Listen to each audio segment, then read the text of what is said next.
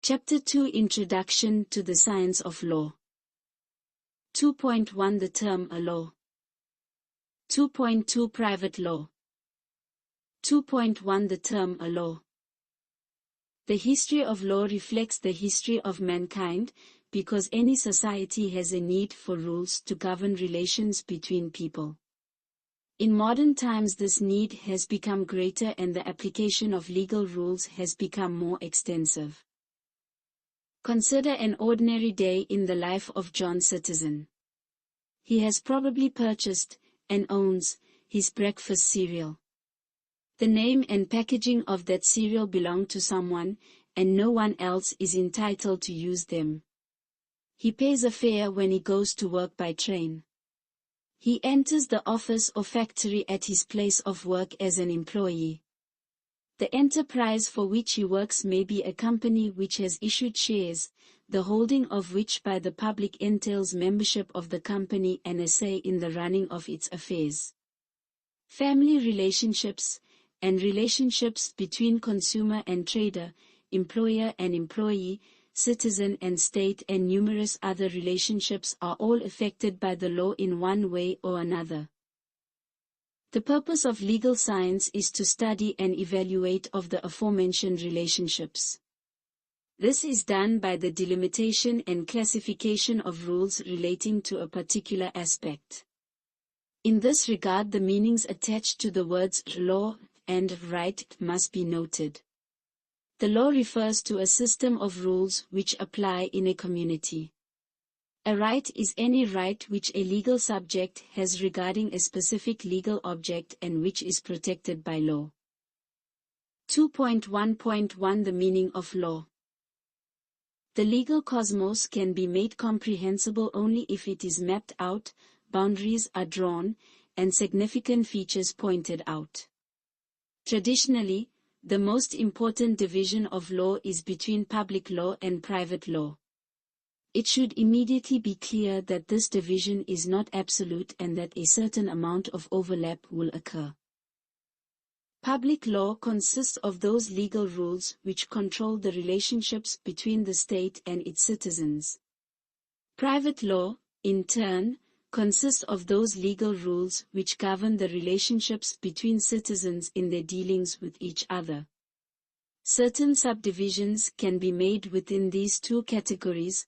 For example, public law can be subdivided into international law, constitutional law, administrative law, criminal law and law of procedure. Private law can be subdivided into the law of persons, family law, law of personality and patrimonial law. A further category apart from those of public law and private law is that of commercial or mercantile law. It is not easy to define commercial law since the origin and content of the subject can be better explained on historical grounds than it can be determined in principle. The term commercial law usually refers to those legal rules which, although of a divergent origin and nature, nevertheless have in common that they arose from the customs of merchants or which relate to business activity. Because commercial law cannot be distinguished from other branches of the law on the basis of principle, it is difficult to indicate the subjects which fall under it. The following may be classified under commercial law: contracts of sale, lease and credit agreements, negotiable instruments, insolvency, companies, partnerships, close corporations, agency, security, insurance, contracts of transportation, labor law, intellectual property law, competition law, consumer law and tax law. The rules of private law which are important for an understanding of commercial law are explained below. 2.1.2 The meaning of right. A right is any right which a legal subject has regarding a specific legal object and which is protected by law. Such a legally protected right is referred to as a subjective right. The nature of legal subjects, legal objects and subjective rights is determined by objective law. The terms legal object and legal subject are often encountered in legal literature. The meaning of these terms will now be discussed in some detail. 2.1.2.1 Legal subjects. A legal subject is a human being or entity subject to the law, a member of the legal community to whom the law applies and for whose benefit the law exists. Every legal subject has legal capacity, that is, the capacity to be the bearer of rights and duties. But who are legal subjects? First, it should be noted that in law all legal subjects are called persons.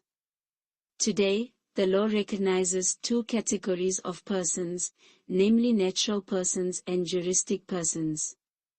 It should also be noted that in law the concepts human being and a person are not synonymous. Person and legal subject are, however, synonymous. Natural persons. The concept of a natural person refers to a human being. Every human being, from a newborn baby to an adult, is a legal subject, and every human being can have rights and duties. For instance, the law protects the physical integrity and honor of a newborn child, and also determines that he or she can inherit property. Juristic persons.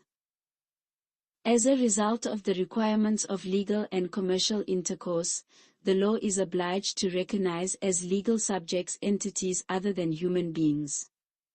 This does not mean that these entities acquire the natural personality of human beings or that they have a physical existence, but merely that these entities are recognized as holders of rights and powers and are subject to duties. These entities are elevated by the law to the status of juristic or artificial persons, but not to that of natural persons. A company, university, municipality, and the state are all examples of juristic persons. One of the features of a juristic person is that it has rights and is subject to duties. Another feature is that it has perpetual succession. This means that although the individuals who comprise the juristic person may die, the juristic person continues to exist. To elucidate the concept of a juristic person, the trading company is used as an example. If Bill and Bob establish a company called BB Investments, Proprietary, Ltd., and Bill and Bob are the only shareholders and directors of BB Investments, this means that legally there are three persons. If the company has two motor cars, this does not mean that Bill owns one and Bob the other. Both cars belong to the company alone. If Tom wants to buy one of the cars, he has to conclude a contract with the company. The company will then be entitled to the purchase price. Bill and Bob will, of course, enter into the contract in the name of the company. Their role in this case is that of representatives of the company. However, they themselves are not the company, since the company is purely an imaginary concept. If Bill and Bob were to die, BB Investments would continue to exist. If Bill sells his share to Tom, the company is still BB Investments. The position is the same in the case of the other juristic persons that have been mentioned. The company is thus a legal reality. The company is one of the most important kinds of juristic person. The member of a company, or shareholder, has no ownership or other real right in the property of the company. A member or shareholder merely has a personal right to claim a share of the profits of the company if a dividend is declared, or to claim a share of the surplus assets of the company if it is liquidated. Moreover, if a company is caused loss unlawfully, the company, but not individual shareholders, has an action for redress against the person who caused the loss. Conversely, the company is liable for the company's debts and the shareholders cannot be sued for them. Juristic persons that have 2.1.2.2 Legal object. A legal object is any entity which can be the object of a legal subject's claim to a right. In general, property, Intellectual property, aspects of personality and performances can be the objects of a legal subject's claim to a right. 2.1.2.3 Subjective right. The relationship between a legal subject and a legal object, as well as that between a legal subject and other legal subjects, can be termed a right. All rights can in some or other way be linked to a legal object.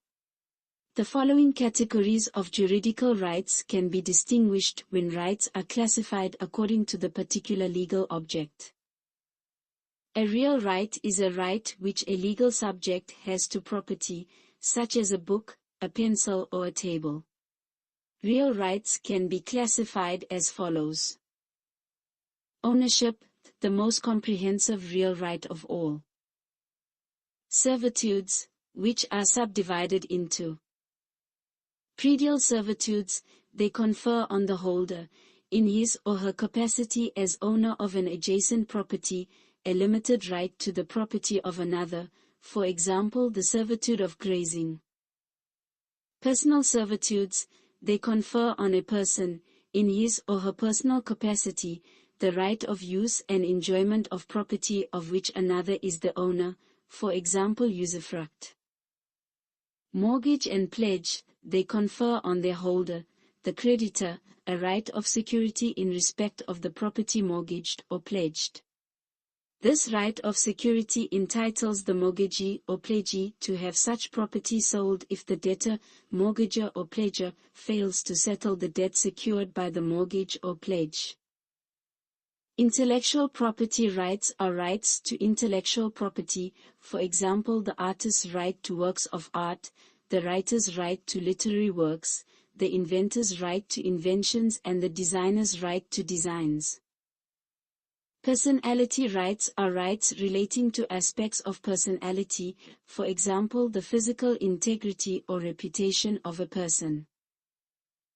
Personal rights, which should not be confused with personality rights, are rights in terms of which some or other conduct, referred to as performance, may be demanded from a person. Performance can consist in giving something, doing something, or refraining from doing something. 2.2 Private law.